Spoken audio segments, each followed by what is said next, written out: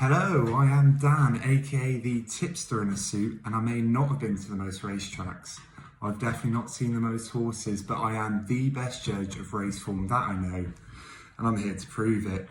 I want you to absolutely destroy that subscribe button. I've got over 125, which I just cannot believe when I started this. I appreciate anyone who likes it as well, but as always, do make sure you leave a comment with any of your views, because I'm really enjoying interacting with you guys and want plenty more of it. My first selection video for the Trials Day is a bit of swagger from me because I returned a 66% profit.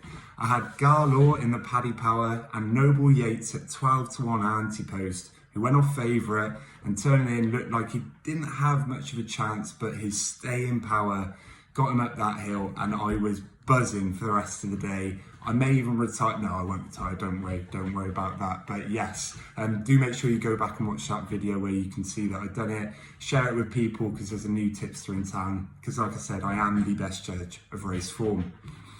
On to the selection for this week. And I had a look at the odds on at the top of a lot of markets. Lossy Mouth now entering that. Galloping de Champs, Dino Blue, Gaelic Warrior, Al Fabiola and Murray National, the ones Constitution Hill just win, so we won't even mention him. And the one I wanted to take on out of all of those, because they just simply cannot all win at Cheltenham, is Gaelic Warrior. Now, that means I'm going for the Turners, and I do have a special memory of the Turners. I've got a betting partner in crime, Tom Allen, that every year we do a Lucky 15, a fairly big stakes Lucky 15. We'd also done a fourfold early season on Honeysuckle, Envoy Allen, Champ, and we're waiting on Sam Crow in the Turners to return £625 each. If you may remember, it was a photo finish between him and Mellon, and we were two very nervous boys waiting, and when they announced Sam Crow, you saw two big blokes jumping around, hugging each other, maybe fondling each other and doing whatever else. That was us, so I apologise about that. We'll keep our emotions in check next time. So, on to the race. There's a few that I want to remove from the market. Factor File will be going to the Brown Advisory, no doubt. Grange Clare West, who I don't think will win this weekend, maybe drop down, but I don't see him being a threat, and is more likely Brown Advisory bound. Grey Dawning is one that my selections beats, that's a little hint for you. He is more likely to go Brown Advisory because he seemed to improve for further distance at Wetherby. And Illes Francais is the current second favourite. Now, if you were to have a look, Noel George made it clear that there is no plans for him to be running at Cheltenham.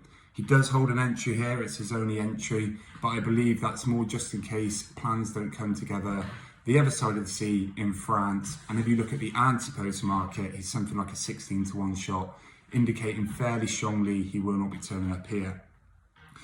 Top of the market sees Gaelic Warrior, the one that I want to oppose at 11 to 10.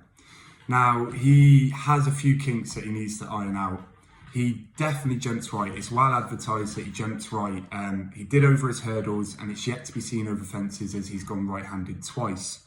My opinion is that at the DRF, it may be shown that he jumped a little bit more right. In his hurdles win last season at the DRF, there was a marked jump right at the last. And when he's last visited Cheltenham, particularly in the Boodles, again, it was shown. If he's going to be making those kind of mistakes, jumping to his right, he'll be losing 3, 4, 5, 6 pounds off his best possible performance. And I don't believe he can get away with that in the Turners. You also have to factor in with Gaelic Warrior that he's never won at Cheltenham. He didn't win a handicap off 129, which I know some say he should have gone and won, but he didn't.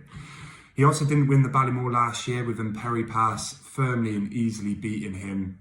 So a horse that has yet to win at Cheltenham, couldn't win a handicap off 129, jumped markedly to his right on a left-handed track. I'm happy to try and oppose. I think Hermes Allen is one that will come out and win this weekend, the Scilly Isles at Sandown. He also had a banger of a run at Kempton over Christmas. I do analyse that form in my very first video with a banging tip in that one, so make sure you go back and check that one out.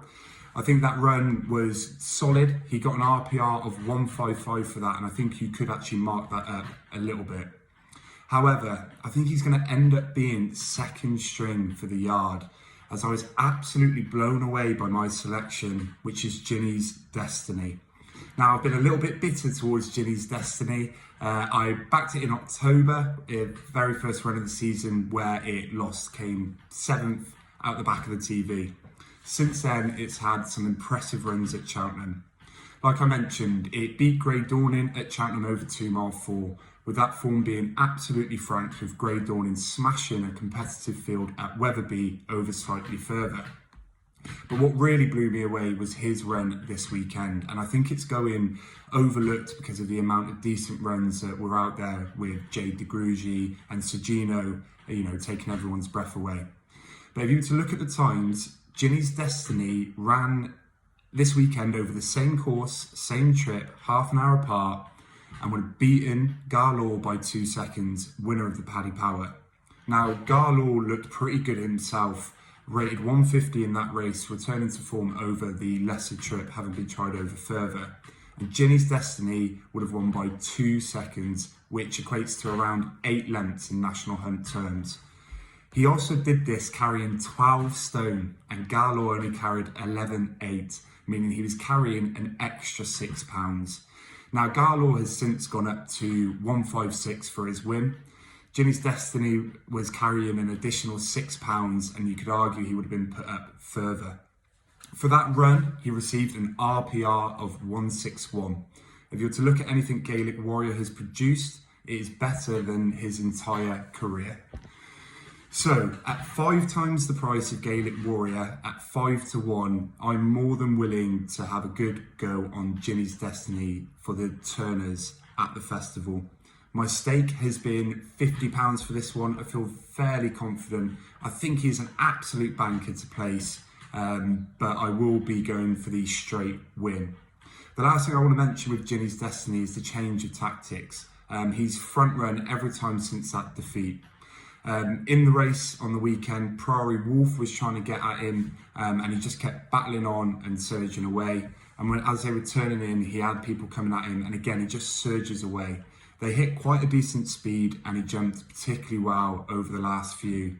He seems a rock solid jumper. He seems to have an extra gear where needed, and he was not stopping at the line. I think he could potentially go up in time, but I like a strong stayer at Cheltenham where they will go a good gallop and stamina will come into play.